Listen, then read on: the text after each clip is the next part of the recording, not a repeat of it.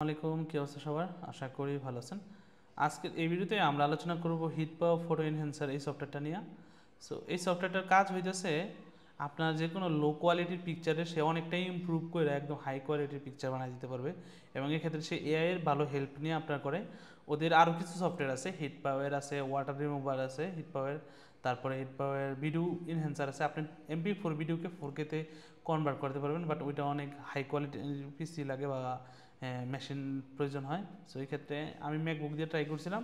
আমি একটা 5 মিনিটের ভিডিও করার জন্য আমার প্রায় 3 ঘন্টার উপরে লাগছিল, যেহেতু ওইটা একটা প্রসেসিংয়ের কাজ সম্পূর্ণটাই তারা হইতেছে প্রত্যেকটা ফ্রেমরে ইনক্রিজ করে করে বড় করে। সো আমরা এই ভিডিওতে আমরা কিছু ওল্ড পিকচারকে এখানে ইনহ্যান্স করে দেখব কীরকম আসে। সো আমরা গুগল থেকে কিছু পিকচার ডাউনলোড করে নিই। প্রথমে গুগলে যে আমরা কোটা আন্দোলনের কিছু 2024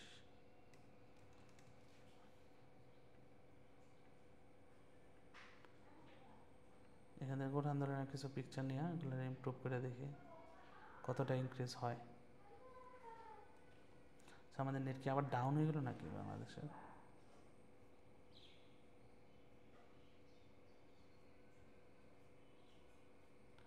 দেশের যা অবস্থা,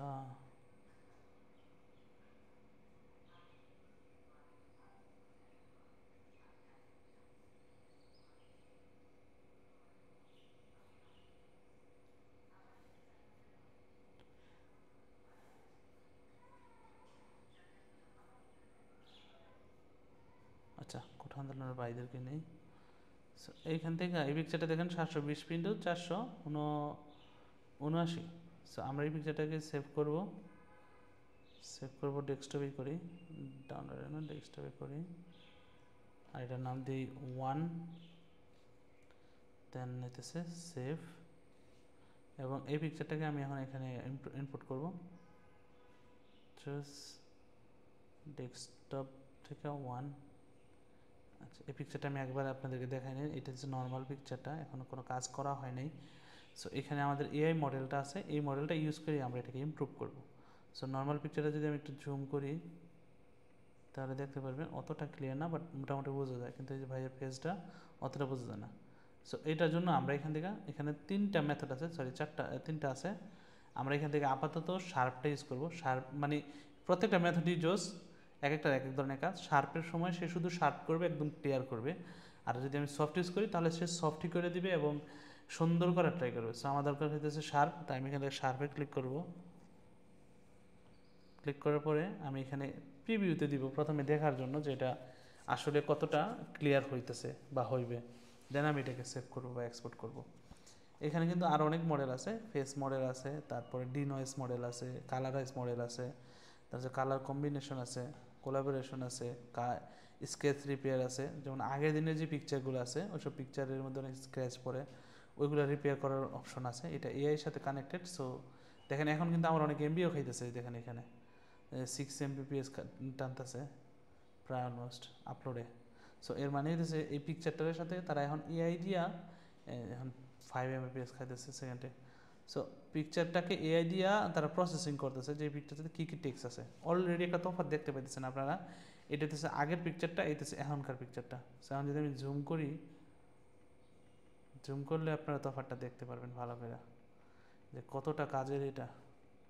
দেখেন জাস্ট এতটুকু জিনিস দেখেন, একবার শুরু থেকে শেষ পর্যন্ত দেখেন। কোটা সংস্কার চাই জিনিসটা কত ক্লিয়ার, আর এই ভাইয়ার ফেসটা দেখেন কতটা ক্লিয়ার করছে, এবং আশেপাশের সবগুলো জিনিস দেখেন ভালো করে কতটা ক্লিয়ার করছে।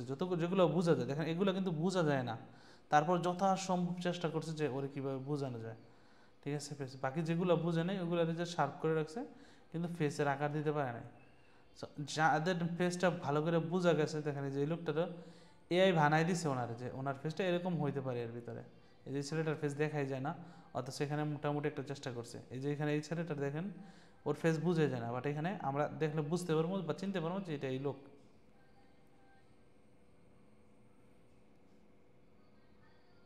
এই সফটওয়্যারটা পুলিশের হাতে গেলে সমস্যা হয়ে যাবো,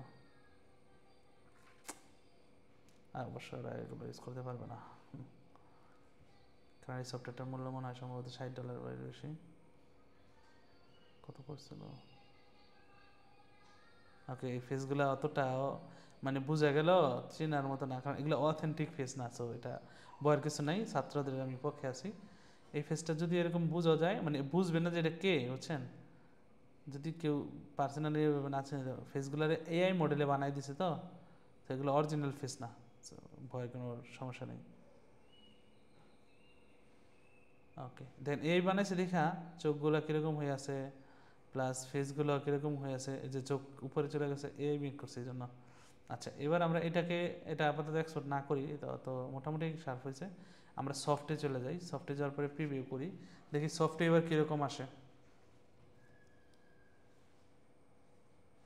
এটা হচ্ছে ফটো এনহ্যান্সার। আমরা আবার ভিডিও এনহ্যান্সার যেটা আছে ওইটাও ইউজ করবো আরেকটা ভিডিওতে, এবং ওইটাও ইউজ করে আপনাদেরকে দেখাই দেবো যে এটা কিভাবে কাজ করে।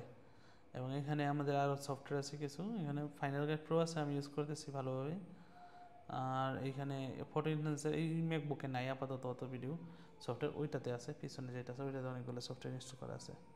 এই ম্যাকবুকটা নিউ নেওয়া হয়েছে। তো click the arrow and switch, choose result.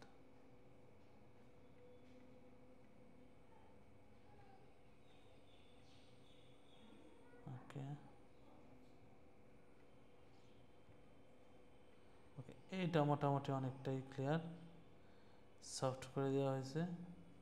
আমি দেখতে চাই ওই ছেলেটার ফেসটাতে কী করা হয়েছে।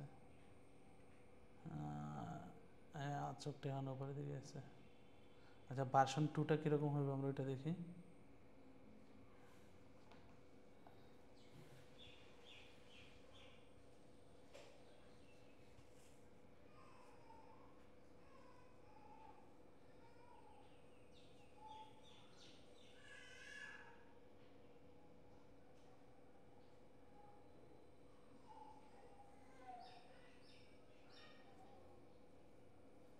আমরা কিন্তু এটার মাধ্যমে একটা সাদা কালার পিকচারকে চাইলে কালার করতে পারবো।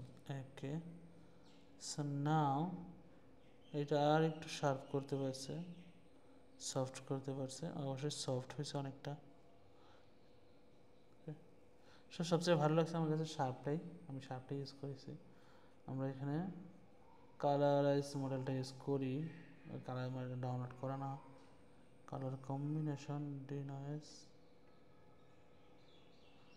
আর এই পিকচারগুলো কিন্তু সব হাই কোয়ালিটির হইব। এক একটা পিকচার সেভ করলে দেখা যায় 20 MB 30 MB এরকম সাইজ খায়। নর্মাল একটা পিকচার যখন আমি কাজ করি এরকম এনহ্যান্স করাই, দেন এরকম হাই কোয়ালিটির হয়ে যায়।